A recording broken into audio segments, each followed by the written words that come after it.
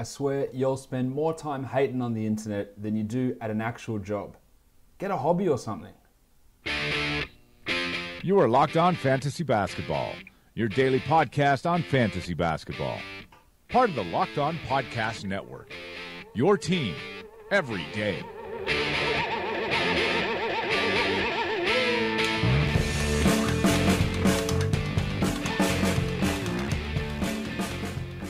Hello and welcome to the Locked On Fantasy Basketball podcast brought to you by Basketball Monster. My name is Josh Lloyd and I am the lead fantasy analyst at basketballmonster.com, and you can find me on Twitter as always at redrock_bball. We've got a lot of stuff to talk about, a few days worth of Summer League action to recap, a few free agent signings across the weekend as well. Go and check out my pod from Friday where I did speak about the Isaiah Thomas to the Nuggets situation, plus the Denver, Atlanta, Brooklyn 3-team trade. You can go find that out. I did that just as it happened, but a few other signings have happened over the weekend as well. So Michael Bolton. Let's get to it. All right, the other thing that has happened is I have sent out invites for the Red Rock Challenge leagues, formerly known as the Red Rock Listener Leagues.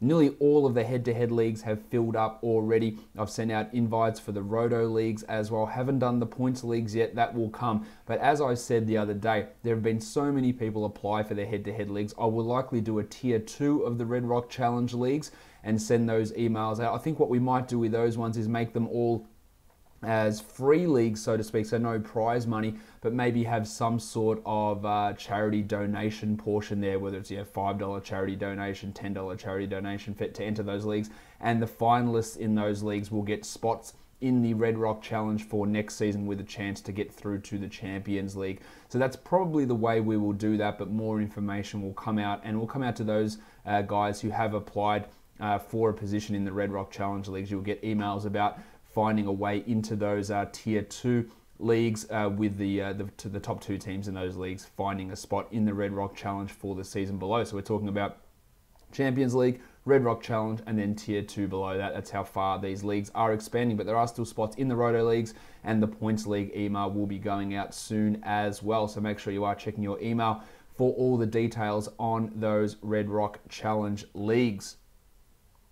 Let's talk about some of the moves that did happen across the weekend now. And the first one of those I want to talk about is Jabari Parker joining the Chicago Bulls. The Milwaukee Bucks had no intention of keeping Jabari, so they did him a solid by renouncing his qualifying offer and making him an unrestricted free agent. That allowed the Bulls to sign him to what was a team-friendly deal, I guess you could say, would be the best way of phrasing that. Now, if the Bucks hadn't have rescinded his qualifying offer, the Bulls couldn't have offered the deal that they did, which was 2 years, $40 million, with the second year being a team option. If you're offering an offer sheet to a player, it has to be 2 years, not including a team option. So the Bulls would have had to go on for 2 years flat at $40 million. But because the Bucks had no interest in matching, they did him a favor, his agent a favor, by making him unrestricted so the Bulls could offer that deal. Now, of course, nobody can make the argument that Jabari Parker is worth $20 million a year. He just isn't. He's coming off 2 ACL injuries. He sucks at defense. He has shown some offensive explosion at times, and he's a much better three-point shooter now than what he was. His first 2 years in the NBA, he was at 25 and 26% from three, and then went to 37. And then last season, yes, in only 31 games, he shot 38% from three. But he's still overall an inefficient shooter, a true shooting of 55%, 56 the year before. But there is ACL concerns in there also. And that year, 16-17, before he did tear that ACL, he was averaging 20 points with 6 rebounds. He's never going to be a blocks guy at all. He's never going to be a high steals or high assists player.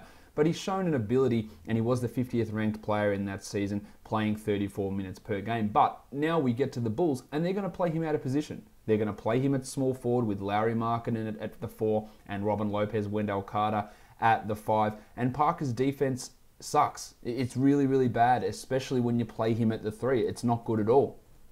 He's also a fairly high usage player.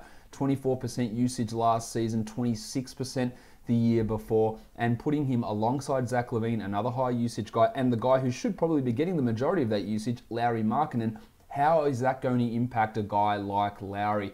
Now, Lauri Markkanen in his first season for the Bulls, he put up a a usage of, I just got the number here, 22%. Is there a chance that could go down alongside Parker and Levine for a full season? I think that's a legitimate concern there for him, and maybe that puts an element of, guys always take that step forward, generally take that step forward from their first to second season. Will Markkanen perhaps be curtailed by playing alongside a full year of Levine and Jabari Parker taking some of those shots away? He's not a high steals guy. He's not a high blocks guy. This is Markkanen I'm talking about now. So his value was coming from the fact that he was scoring at a pretty decent clip, 15 points, and getting 7.5 rebounds and hitting 2 threes per game. But if he goes and sees that usage dip from 20 to 21% to 20% or 19%, which seems unlikely, but it's possible, will he go to, instead of taking the step from 15 points per game up to 18 points per game because he plays a couple of extra minutes,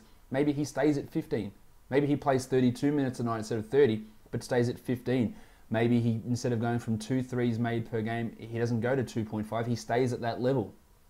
Does his efficiency rise? Well, that's a possibility as well. But these other guys, like a full year of Levine and Jabari Parker, it could take the ball out of Markkanen's hands. Back to Jabari, I don't think that he's achieving that top 50 finish that he had in 16-17. A, he's not playing 34 minutes a night. B, he won't score 20 points per game. And C, I don't think he's going to be a 49% shooter from the field. Although he was at 48 last season, so maybe he could do that.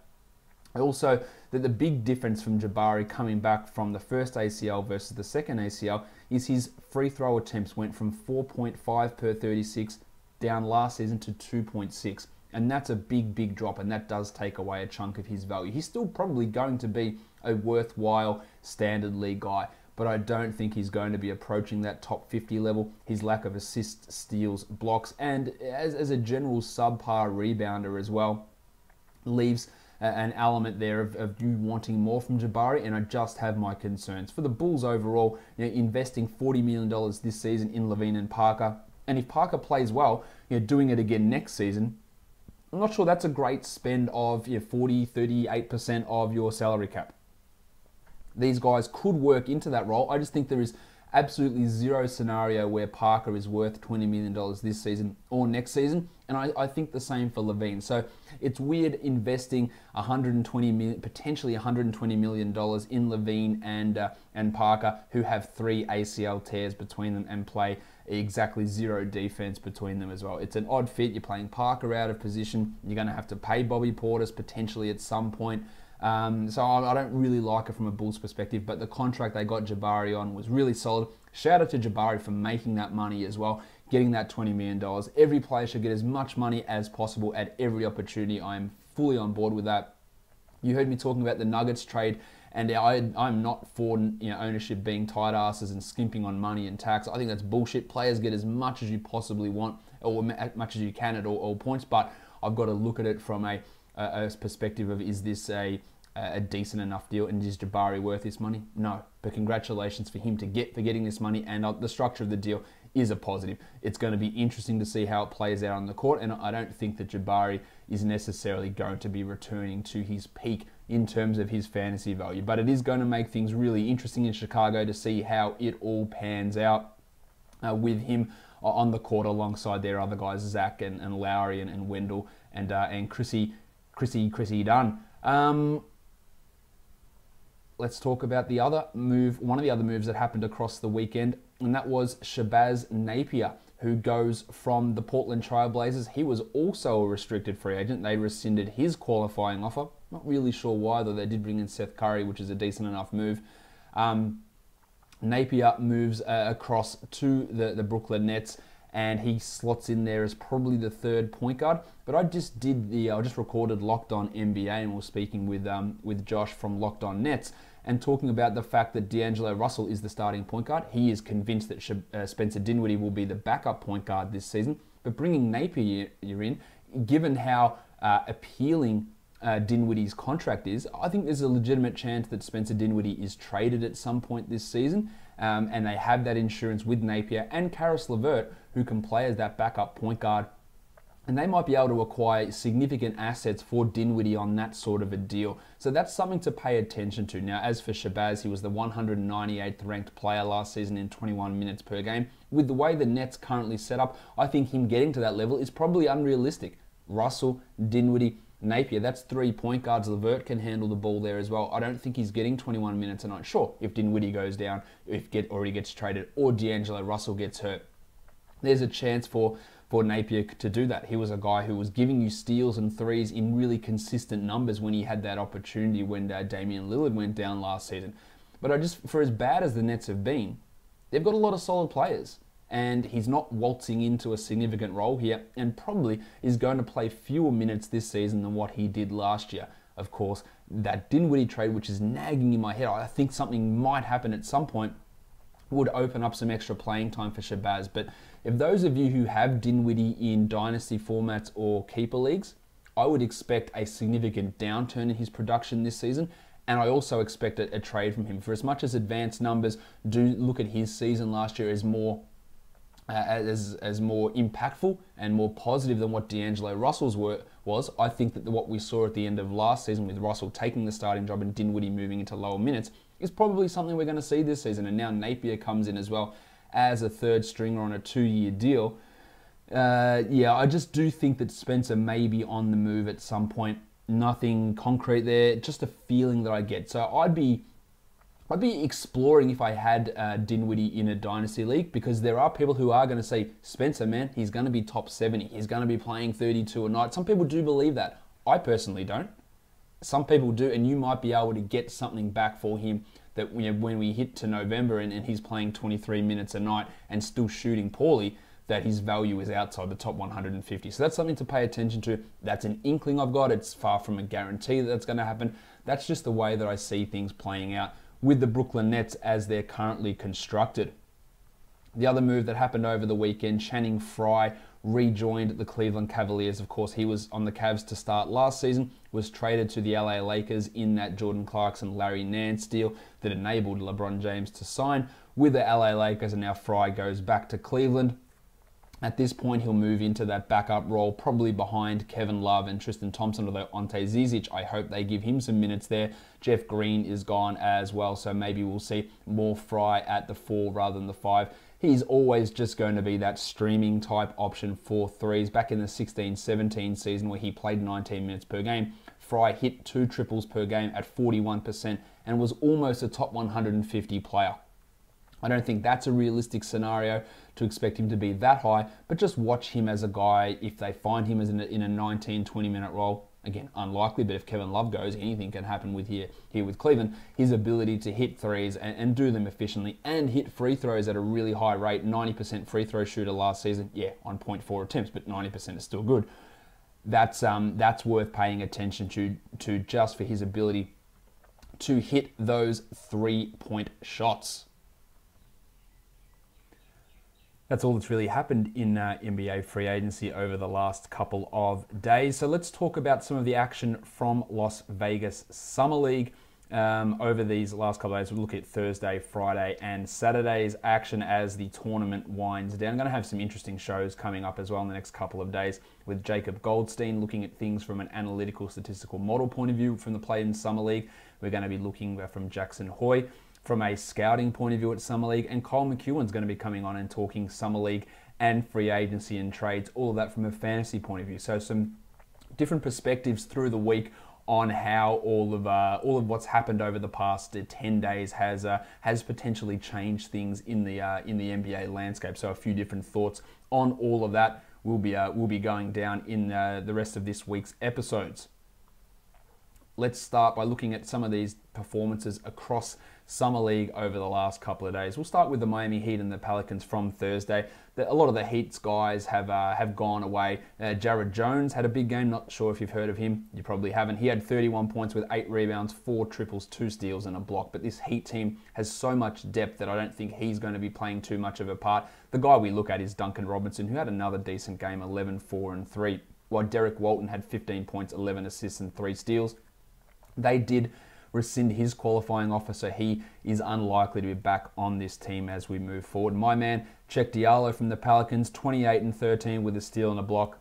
10 attempts at the free throw line, hit all 10 of them. Yes, he's behind Nikola Mirotic, Julius Randle and Anthony Davis, but he should be the fourth big. I still have faith in Diallo. I think it might take him moving on to another team in a different role to fulfill his potential, or maybe if Anthony Davis gets traded at some point. Who knows? If that seems like a pipe dream in terms of other teams wanting to get their hands on Davis. Shout out to Boston Celtics fans and Chicago Bulls fans who think they're going to be getting him. But Diallo does have this ability, and he has really shown out here. I've been impressed with Trayvon Blewett, who got a two-way deal, 10 points and only 3 assists in this game. So it wasn't his greatest performance, but he's been very strong through Summer League. He's a deep league dynasty guy to pay attention to, as is Walt Lemon, one of the names of the NBA.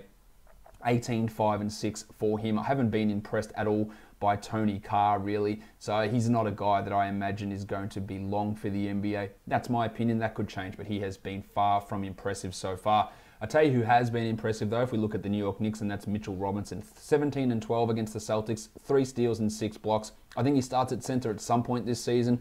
I think he's got Clint Capella type upside for fantasy, top 50 type of guy. Potentially at some point in the next 3 seasons, bang him really, really hard in Dynasty Leagues. I'm probably going to redo my Dynasty rookie ranks. I think he's got top 20 potential. Him and DeAnthony Melton as second round guys should comfortably, I think, be top 20 guys. He was excellent, as was Alonzo Trier, 17, 4 and 4, and the Fort, Kevin Knox. This is more of the performance from Knox we'd expect. 15, 4 and 3, no steals, no blocks, and shit efficiency. His efficiency was terrible in Summer League.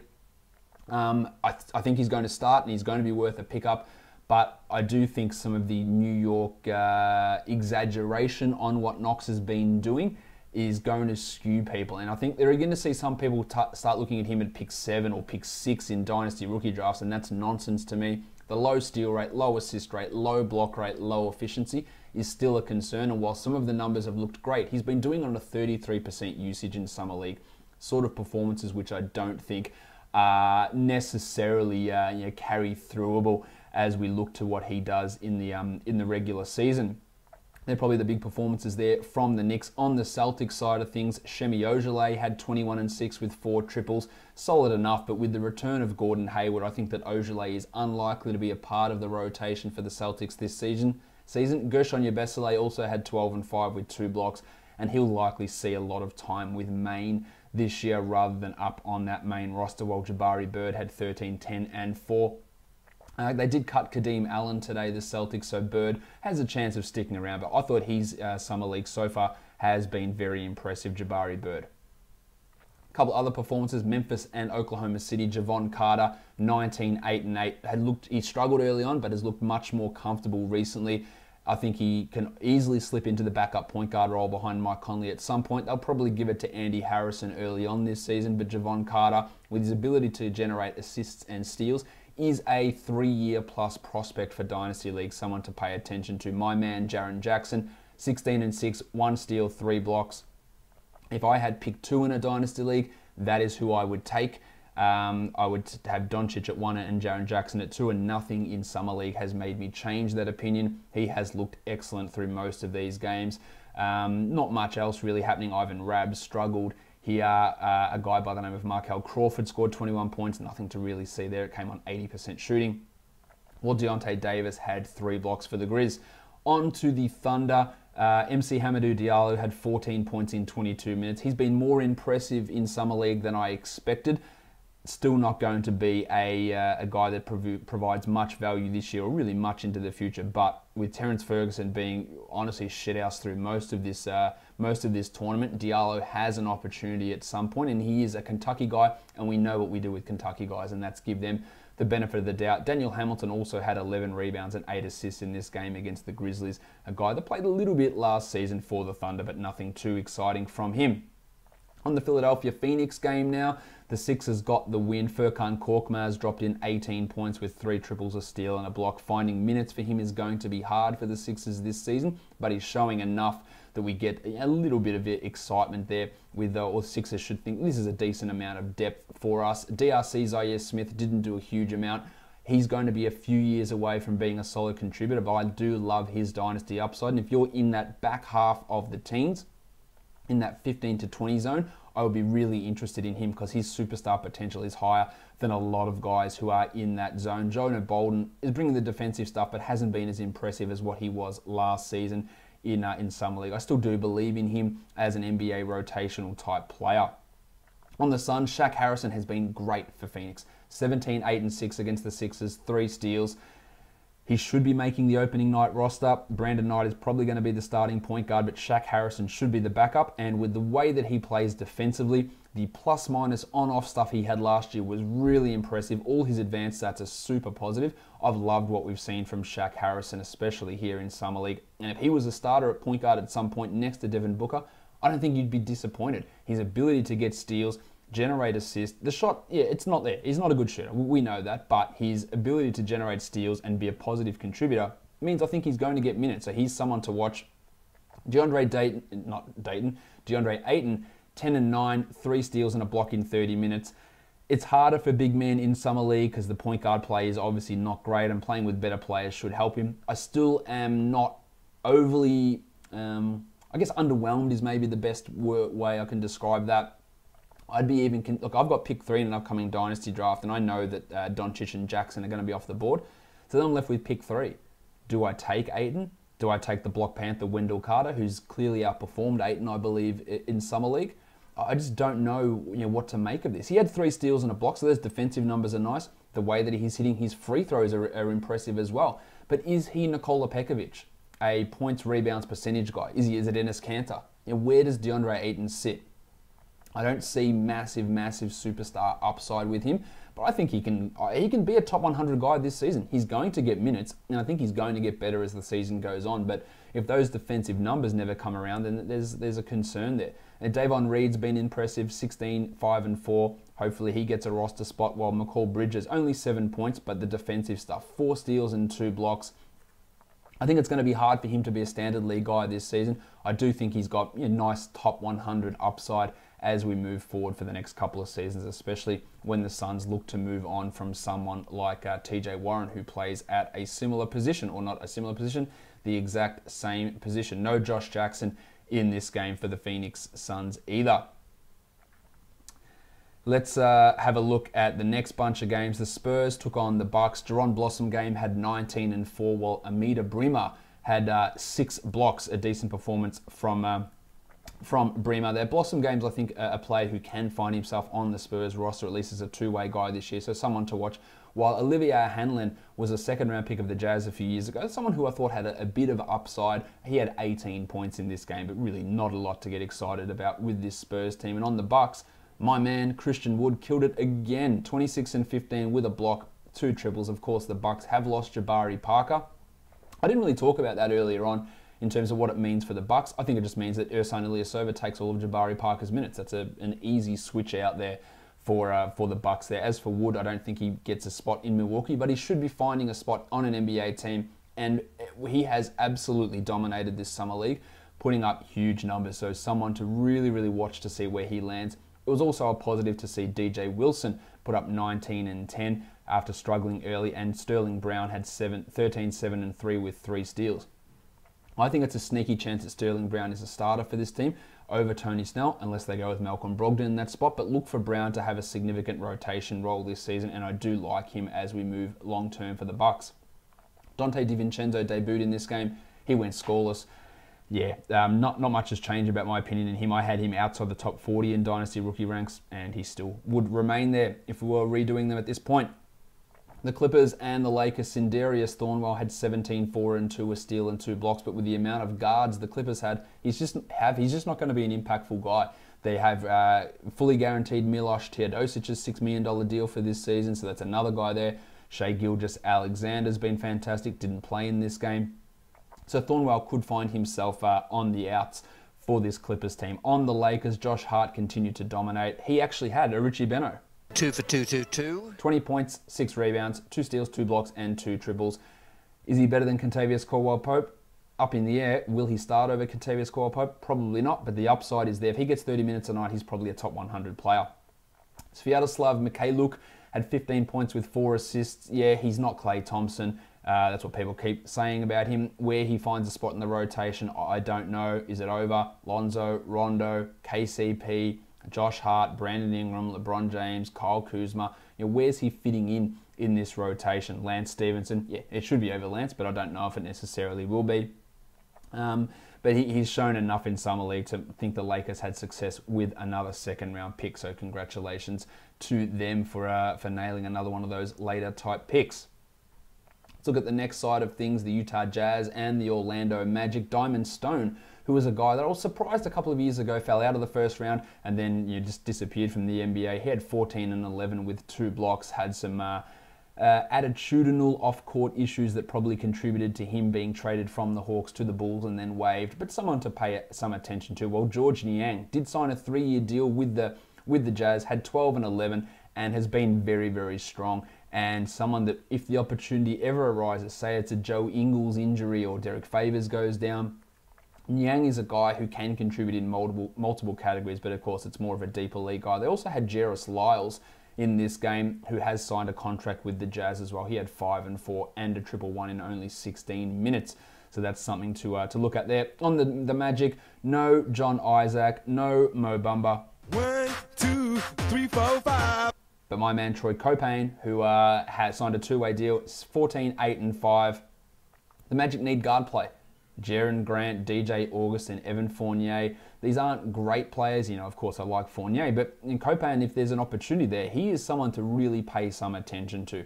Melvin Frazier is going to bring the steals, but he's not going to bring too much else. And Wes Iwundu had a decent enough night. But I'm really impressed with what we saw from Copane there with this team. On the Hawks and Blazers game, there was not much happening for Atlanta. Trae Young was out, but the Wizard, Amari Spellman, had a great game. 25 and 3, a steal and 3 triples. I don't love him, but he's been impressive in Summer League. Still, I don't think he's having much of an impact this season. I don't really rate him that highly, but he's been okay.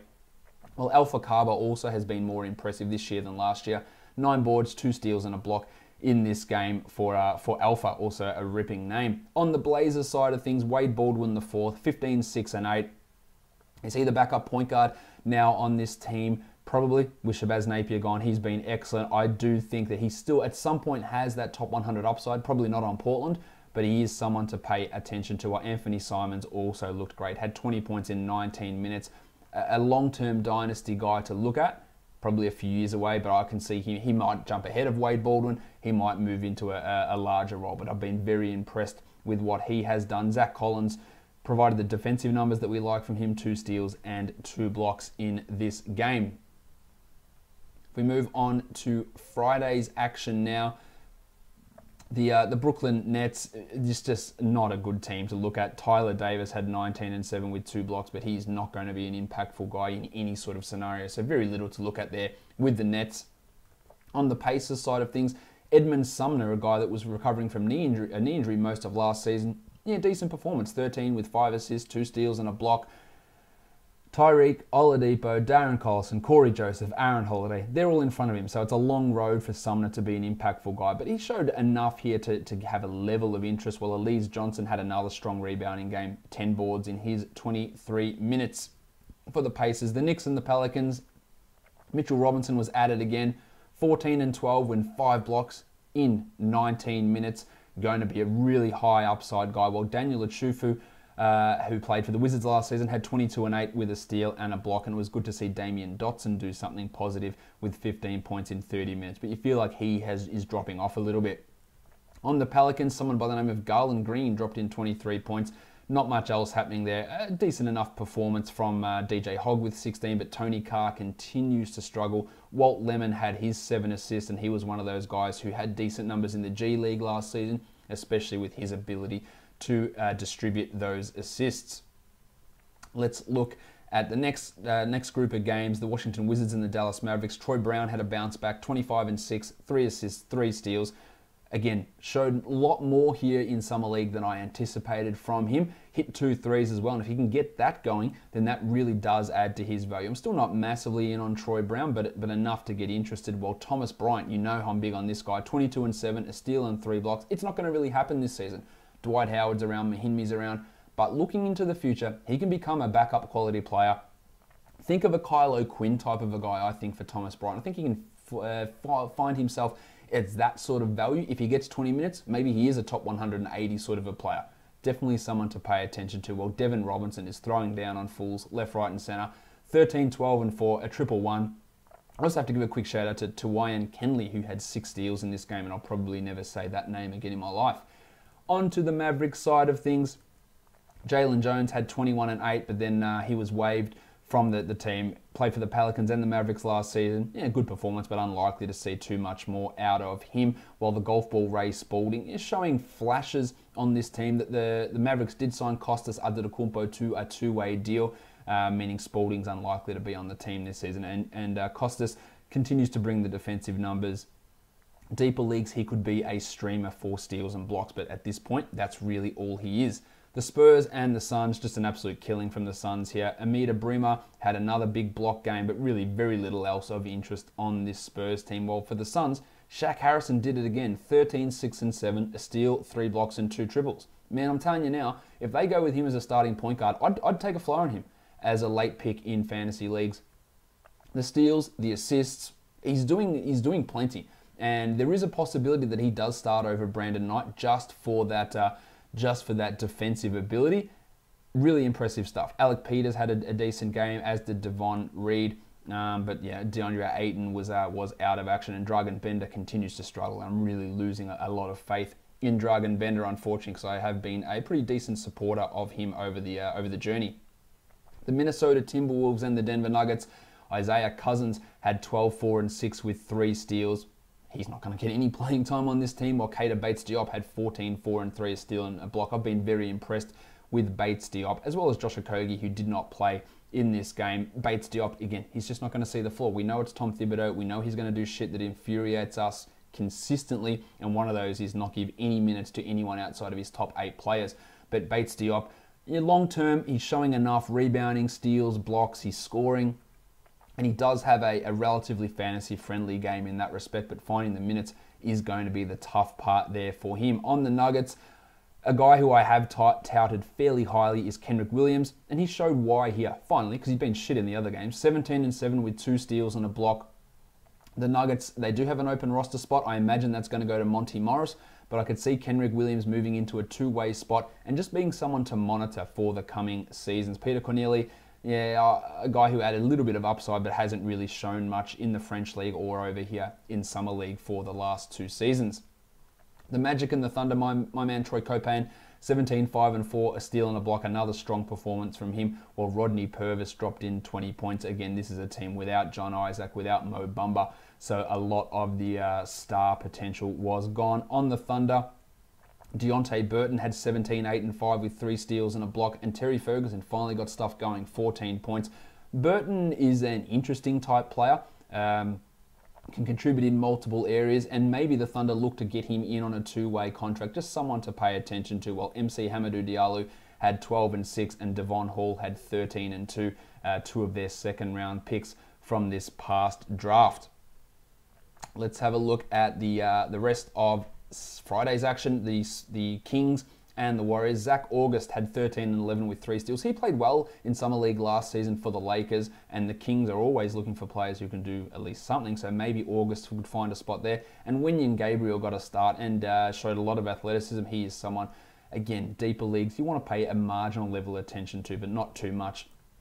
On the Warriors, Kendrick Nunn had 14 points, 4 steals, and 5 rebounds. I like Nunn. Of course, he's not going to be able to have much of an impact on this Warriors team that is stacked from top to bottom. And then the Hawks and the Clippers. Alpha Kaba, 14 and 15 with 2 steals and 4 blocks. That's exciting. He was a guy that when he came into the draft, his statistical translations looked awesome. And then he sucked at Summer League and went, what do we got here?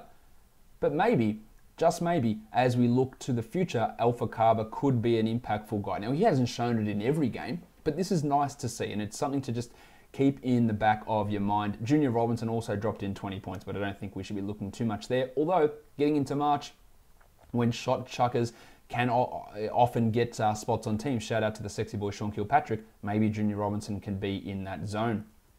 For the Clippers, Jawan Evans had 5 assists and 2 steals. Jordan Matthews dropped in 18 points, but all of their main guys like Shai Gilgeous-Alexander and Jerome Robinson didn't play, so very little to take out of this action for the Clippers. Let's go on to Saturday's games, and I have to give another shout out to my man Christian Wood. 27 and 12, a steal, 5 blocks. He was excellent, and his summer league has been absolutely superb. Just a really huge performance from Christian Wood, someone to really pay some attention to, who looks to have things sort of back on track after some off-court issues did really derail the early portion of his career. The Detroit Pistons and the Chicago Bulls, love what I've seen from Bruce Brown. 12, 8 and 4, 2 steals and 2 blocks. Shot horribly, 27% from the field, but his ability to pass is really encouraging. I like him higher than his draft slot for Dynasty Leagues. I might actually be a little bit higher on him than I am on Kyrie Thomas. He has been super impressive. Henry Allenson didn't shoot 30%, so that's a positive. 21 points on 15 shots. Still find it unlikely he's going to be too much of a contributor this season. But Bruce Brown's the guy I think that Pistons fans should be getting most excited about. On to the Bulls, the Block Panther, Wendell Carter Jr. Only 6 points on 1 of 8 shooting, which is horrible. But still, 16 boards, 1 steal, 2 blocks. A legitimate top 100 chance for this season. Probably wouldn't take him there. I think he could actually be a top 70 guy if they roll with him 30 minutes per night from the outset. I don't know that they will, but if they do, he has looked like the best big man at Summer League. I think that's fair to say. We'll get the opinions of Jacob and Jackson and Kyle over the next couple of days, but I've loved what we've seen from the Block Panther. Chandler Hutchison, well, with Jabari Parker in town, he's not going to get a shot at that starting small forward job. 11 and 7. He's been okay, while Antonio Blakeney had 24 points in 31 minutes. He's basically a younger, less defensive version of Justin Holiday and won't be finding those minutes in here with Jabari, with Levine, with Holiday, with all these guys around. But he's shown that he can score. He's also shown that he can shoot himself out of games pretty quickly. The Cavs and the Rockets, Colin Sexton, 17, 6 and 3. Low assist, poor shot selection is going to keep Sexton from being a top 100 player this season, as will the presence of Jordan Clarkson and George Hill, unless the Cavs move those guys on. I'm not nowhere near as high on Sexton as what other people are. Billy Preston had a decent performance here, 12 and 6 in his 21 minutes. For the Rockets, Daniel House, 30 points, 5 triples, 3 steals and 6 rebounds. I don't know that he makes this Rockets team, but potentially there's an opening for him. He was impressive at times for the Suns at the end of last season, so he is a name to watch. But the name I love here is DeAnthony Melton. 16, 10 and 7, 4 steals and a block. The shooting has been much improved. That was a real downside to his game. The defense is there, the rebounding's there, the steals, the assists, all this stuff. Does he slot in as the backup point guard behind Chris Paul, James Harden, Eric Gordon? Yes, but will Mike D'Antoni use more than 3 guards? Probably not. So that's going to limit him. But as we move forward, if Eric Gordon leaves this team, if Chris Paul declines and gets hurt, DeAnthony Melton is a top 20 dynasty prospect and possibly a top 12 dynasty prospect from this group of players. And somehow he fell to pick 46, and I'll never understand why. Isaiah Hartenstein, 7 and 9, a steal and 2 blocks. I think he's probably 2 years away from being a rotational player, but I've been impressed with him. He is someone to keep in mind. High rebound rate, high steal and block rate for a big man, someone to pay some attention to. I'm a pretty decent fan of Isaiah Hartenstein. Let's look at the next game, the Toronto Raptors and the Charlotte Hornets. Rawley Alkins is probably the biggest name here, 25 and 11. Strong performance from him, of course. If trades do go down with Toronto, maybe roster spots get opened and he can sign on. But at this point, he is unsigned, while Malachi Richardson was okay. I don't believe in Richardson as an NBA player. Have very little faith in him. On the Charlotte Hornets, Miles Bridges, 18 and 11 with 4 steals and a block and 4 assists. Shot horribly, 25%, 20 shots. Unlikely to be a standard league guy this season. I'd have him significantly below McCall Bridges, Shai Gilgeous-Alexander, Zaire Smith, DRC. I think that he should be behind all of those players. But showing a little bit here, while Dwayne Bacon had 28 points, also took him 27 shots to get there, and he's never going to be getting those shots. One of Bridges or Bacon will be looking to move into the Trevion Graham role from last season, and that's unlikely to be too much of a fantasy contributor, but there is that opportunity there for them. The Heat and the Celtics, Derek Walton had 15 and 5, but as I mentioned, he has been cut or rescinded the qualifying offer, unlikely to be back in Miami. Not much else really happening with the Heat here. And on the Celtics, we've still got the Rock DJ.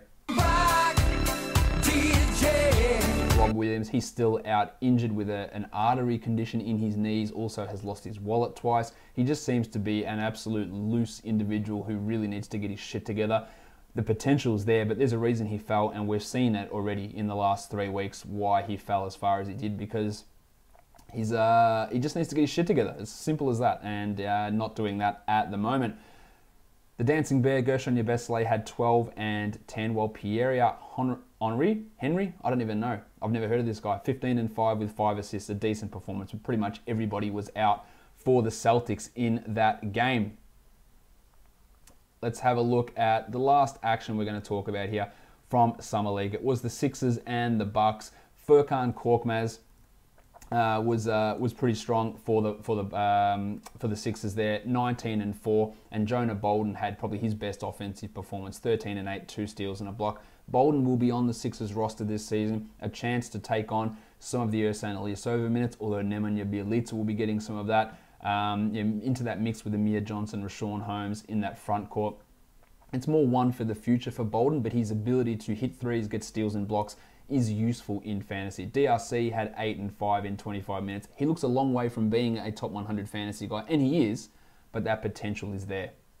Talked about Christian Wood already for the Bucks. He was excellent. Sterling Brown had 15 and 8, another strong game from him. I'm expecting some pretty big things from Sterlo, while Dante DiVincenzo had just 1 point, 2 steals and a block. I get the feeling that might be a shit pick from the Bucks, but we see how that all pans out in the coming seasons. Let's have a look at the Grizzlies side of things. Jaren Jackson, only 9 points, but 9 boards, a steal, and 7 blocks. He's real good. He's going to start, I'm pretty sure, this season. And Javon Carter had his second consecutive excellent game. 26, 8, and 6 with 2 steals and a block on 50% shooting. Could he easily be that backup point guard? Yes, probably won't be initially, but I do have some decent enough faith in Javon Carter. And the Jazz, it was George Niang again, 18, 9, and 5 with a steal. Just continues to rack up numbers. Naz Mitrou-Long had 14 points with 5 assists. He's someone that I talked about with the G League guys, and he has signed a 2-way now with the Jazz also. Of course, that's just deeper league considerations, but he is on an NBA roster now, so shout out to Naz Mitrou-Long for getting himself that contract. That will do it for today's show. I'll be back tomorrow with Jacob Goldstein from Nylon Calculus, the inventor of the player impact plus minus statistic. We'll be talking about that and its dynasty implications and his thoughts on Summer League. Go and subscribe to this on YouTube by hitting the subscribe button below, and also give me a thumbs up and leave a comment. And you can find the podcast on Apple Podcasts, Google Play, TuneIn, Stitcher, and on Spotify. Leave a 5-star rating and review. It always is a great help to me if you could do that. And make sure you check your emails for all the details on the Red Rock Challenge Leagues. Guys, we are done here. Thank you so much for listening, everyone. See ya.